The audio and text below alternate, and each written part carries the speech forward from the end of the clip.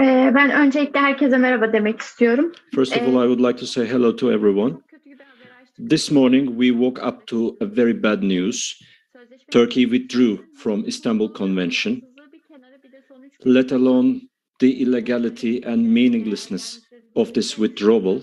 If you also consider the recent news, like the dissolution case against the HDP and the stripping of Mr. Gergerlioğlu's parliamentarianship. Now, on the one hand, we have the Newroz celebrations on the streets of the country, and now we have seen this withdrawal news from start our session under this atmosphere. Wallace and Egehan Balta will be our speakers, but before we start with their presentation, I would like to read a letter from Beyza Üstün, who is in prison now. I would like to make a short introduction about our session. Starting from the beginning of the 21st century, we have experienced many pandemics that are related with the coronavirus family, like SARS and MERS. Probably this is not going to be the final pandemic. The ecologic destruction, ecologic collapse, there are no efforts to make it go away and make it stop. Our country has been an economic crisis. That's why the country is increasing its oppression and pressure on the women and environment.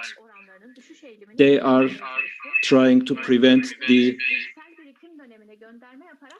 drop of the rate of profit, and Mr. Harvey called this as accumulation by confiscation, and this is not even enough for them.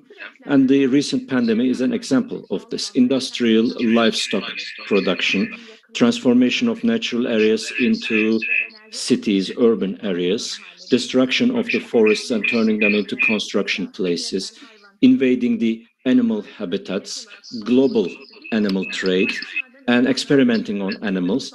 These kinds of incidents are playing a significant role in speeding up the pandemics. And the measures taken to prevent such kind of incidents clearly show the inequalities, global inequalities. There are global inequalities, there are inequalities in the workplaces, there is an increase in the inequality between men and women, unpaid domestic labor. There are various situations that we experience in the cycle of crisis and destruction in favor of the profit maximization.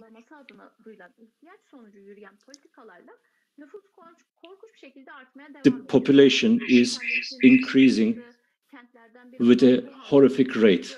Wuhan has been a clear example of this, including the food production. Their primary purpose is not to meet the needs of the people. Instead, they would like to get more and more profit. This is a profit. This is a vicious circle. The labor force population is increasing, and they have to be fed and they have to reproduce. That's why they need to use the natural resources. Can we say that the human beings are destroying and exploiting the world? Yes, we can, because we don't have enough resources to feed all the people. But if we say so, we would be ignoring the role of the neoliberal capitalism, because 70% of the food produced is being consumed in the global north. Millions of people are sleeping, hungry, and they don't have access to clear water. And it is clear that without capitalism, the life will be more sustainable in the planet. The improvement of the agro-business, agro-industry, especially in line with the livestock, and because of the reasons why there is this intermingling between the countryside and the urban areas, we have closed the distance between the animals and human beings. Wild animals came into contact with the animal farms. And we have seen the coronavirus families. They have found opportunity to mutate endlessly and to find some extra hosts. It wasn't considered as a problem up until the time the pandemics began. SARS, MERS pandemics did not even push the people to take some steps because they didn't create enough number of deaths. Nowadays, we are trying to invent vaccinations, but this will not be enough. Although it may look like they will be solutions for the short term, unfortunately, they will do nothing but create new opportunities for new pandemics. To me, it's only possible if we change our nutrition regime and lifestyles. But I don't think that some individual attempts could solve this. We need a systemic change. Therefore, we see some alternative discussions. A non-capitalist production space. How can we organize this? Collectives, cooperative organizations, communes, solidarity examples will help us to sustain our struggle, and we have to be able to create an alternative lifestyle. While destroying the current system, a new collective must be prepared that is without hierarchy. This is the end of my speech. I don't want to take a lot of time because probably we are going to say some similar things. And then I'm going to read Beyza Üstün's letter. Who is Beyza Üstün? Beyza Üstün played a very important role in our struggle for ecology. And almost all the people in our field know him. She graduated from Anatolian University Civil Engineering Faculty in 1980. In 1985, she did a master's. In 1995, she completed her PhD. She started working on the water basins, pollution, impact of pollution on the live beings, protection of the water basins, environmental awareness of the water basin inhabitants, etc. Since 2008, she has fought on the streets, almost in all the places where there have been an ecological struggle. She continued her struggle against the hydroelectric power plants that destroy the nature. She took place in the platform against the commercialization of water, in the movement of defending our honor. The Academy won't be silenced. University Solidarity Platform, Social Studies Foundation, Educational Union, and member of People's Democracy Party, and she was a member of the parliament for the 25th period of electoral period.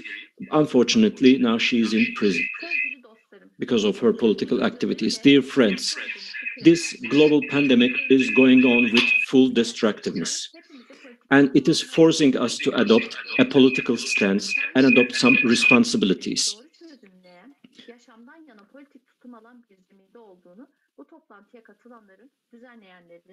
I am sure that the organizers, the attendants, the health organizations will adopt a pro-life attitude in such a situation. I would like to share my opinion that the current health crisis cannot be separated from the ecological crisis that we are going through. The crises are triggering each other and gradually increasing. And obviously, its impact is going to be even more severe. Let's question the process. Yes, we have been going through some interruptive crisis, but are we going to continue looking for the solutions to those crises only after the crisis emerge?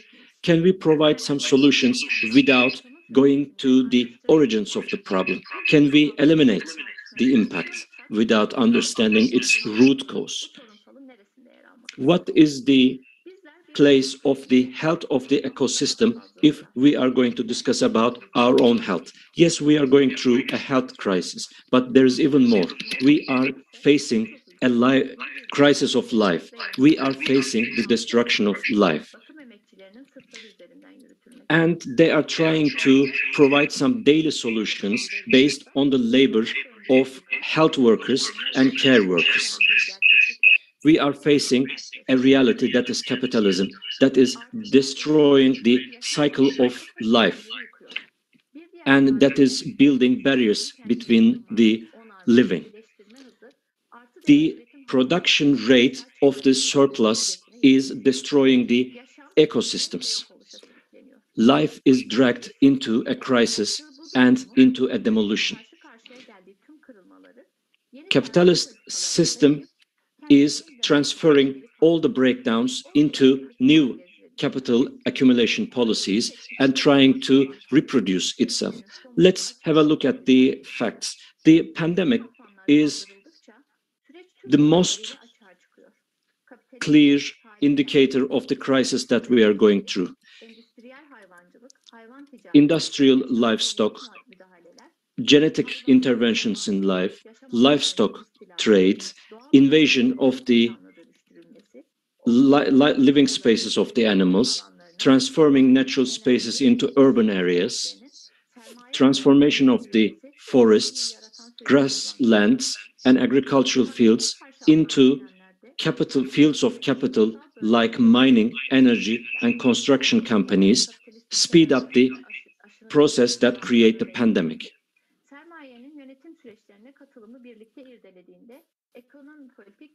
We can clearly say that the economic, political decisions are interacting with each other to create further crisis. When the demographic structure changes, when you displace people from their living spaces, is it possible to be healthy and free? In the regimes where they try to solve the crisis through capitalism, the only solutions that they can produce are momentary solutions that would not hold long enough. I'm sure that a healthy life is only possible if we have an equal, safe, and free life.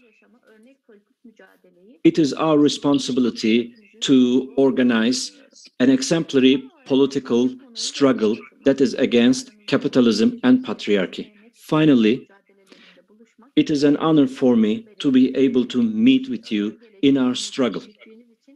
Thanks very much for nurturing our hope for an equal and free future. Taking this opportunity, I would like to extend my regards to Bergama, Hafsal, Hasankeyf, Karaburun, Yuvarlakça, Yeşilçam, Çoruh, Illinois, Arsus.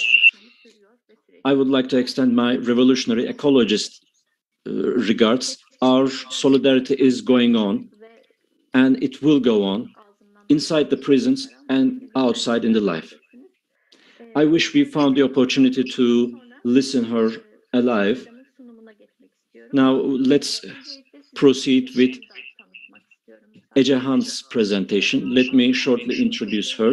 Ecehan Balta graduated from Middle East Technical University Sociology Department. She took her MS from Ankara University Public Administration, and her thesis was about the protest movement in the gold mines of Bergama province of Turkey. She studied in New York University for a year, and then she obtained her PhD in Ankara University in Political Science Department, an independent researcher. She is an ecofeminist and member of the Countryside Research Network. The floor is yours, madam. Çok teşekkürler Laleş. Burada olmak bir onur benim içimde. It's an honor for me Beyza to be Hoca'nın here. mektubundan etkilendim doğrusu biraz. I'm really impressed Ona da by selam ve sevgilerimi the letter gönderiyorum bu of vesileyle. Professor Beyza. I would like to extend my regards. Yani Türkiye'de öyle bir dönemde yaşıyoruz ki bir toplumsal ilerleme miti çoktan çöktü. Ama bugün ayrıca çok öfkeliyiz. Kendisi de bir pandemiye dönüşmüş olan kadına yönelik şiddeti önlemek için İstanbul'da imzalanan sözleşmeden ilk imzacısı olan Türkiye bir Cumhurbaşkanlığı kararıyla çekildi. Turkey Bu ne tutum olarak ne yöntem olarak kabul edilebilir değil. Üstelik bu sözleşmeyi imzalamamış olmakla da aynı şey değil. Daha da geride bir tutum. Çünkü devlet bugün itibariyle kadına yönelik şiddeti meşru gören ve LGBT'leri düşmanlaştıran seçmenini haklı gördüğünü ilan etti. declaring that şimdi bugün tüm Türkiye'de İstanbul Sözleşmesi bizimdir eylemleri olacak. Bizim de aklımız orada doğrusu. There will be some ama bizim konumuz da yani ekolojinin, pandeminin ekolojik sonuçları ve pandeminin bir nedeni olarak ekolojik kriz konumuzla da bağlantılı. Çünkü sermaye de doğaya tıpkı kadının erkeğe davrandığı gibi üzerinde her türlü hakkı varmış. Ağaca da istediği zaman gölgesini satamıyorsa mesela kesermiş. Yağmur ormanlarını tarıma açmak hakkıymış gibi davranıyor. Endüstriyel tarıma tabii ki. Doğada sermaye birikim sürecine aynı ev içi kadın emeği gibi sıfır maliyetli bir etmen olarak giriyor. Yani şunu demek istiyorum, bu fetihçi ve sömürgeci mantık doğal sermaye, kadın erkek ilişkisinde hemen hemen aynı şekillerde tezahür ediyor. Ve tam da bu mantık, bu kesişimsellik düzlemi aslında kadınlara yönelik cins kırıma yol açıyor, doğaya yönelik de bir ekoyıkıma yol açıyor. Şimdi ekolojik kriz tanısı konulalı çok uzun zaman oldu aslında. Çok uzun zamandır konuşuyoruz ekolojik krizi. Ama gün geçtikçe gezegensel sınırlara yaklaşıyoruz. Pandemi de onun sonuçlarından bir tanesi. Gelişmiş ülkelerin sağlık sistemleri bir noktadan sonra bulaşıcı olmayan hastalıkların tedavisine odaklanmıştı. Siz benden daha iyi biliyorsunuz. In the past, people focused on non-communicable diseases and their treatments.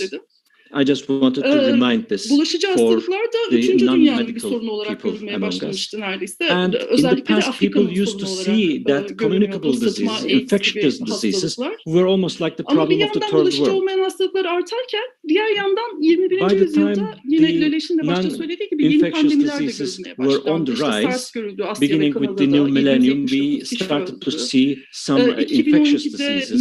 SARS in 2012, MERS killed thousands of people. In 2009, there was this influenza, swine influenza, and we have lost 14,000 people. Sizin de çok iyi bildiğiniz gibi ilk and değil. as a result, this is not the first pandemic. Korkarım bu nedensellik zincirinin en başındaki faktörü. Yani Unfortunately, the primary factor, the capitalism, as long as we continue with the capitalism, it's not going to be the last. Artık çocuklarımızın ya da torunlarımızın hayatlarını kendi hayatlarımızı konuşuyoruz. We began to talk about sonra birkaç önermeyi temellendirerek not the lives of our children, our own lives. Now I would like to talk about some fundamentals of the issue. My first point is ecological crisis is deepening and it is speeding up the process of the rise of the new pathogens. Lalesh already mentioned that. Şimdi her şeyden önce pandemiler elbette bugünün meselesi değil, biliyoruz. Kara vebadan ya da İspanyol gribinden bahsetmeyeceğim ama deep roots, deep historical roots. I'm not going to talk about the Spanish flu here, but because of an infectious disease that is preventable, we are losing millions of people, and this is malaria. World Health Organization is saying that if we can expand the global vaccination network, we can prevent further 1.5 million 1,5 milyon ölümün önlenmediği, aşılama kapsamı nedeniyle önlenmediği ama önlenebilir olan bulaşıcı hastalıkların bir dünyada yaşıyoruz. Bunu mutlaka hatırlamalıyız. The infectious diseases are preventable but are not prevented. Ve yeni patojenlerin çok büyük bir kısmı, yarısından fazlası vahşi frequency of the zoonosis are increasing and almost half of the infectious diseases are coming from live animals. Because of the climate crisis, we are seeing a deepening of this crisis. It is not based, our system is not based on the social benefit. It's not observing the ecological balance. It is based on the profit maximization. And Rob is going to talk about these issues. I'm not going to ruin our pleasure of listening to him talking about these issues. But capitalism is destroying the biodiversity and ecosystems. Tehlikeli bir biçimde yakınlaştıran kapitalizmin ürünü olarak ele almak gerekiyor. Ve kapitalizm devam ettikçe yeni patojenler de hayatımıza girmeye, artan sayıda girmeye devam closeness between the animal habitats and the human habitats.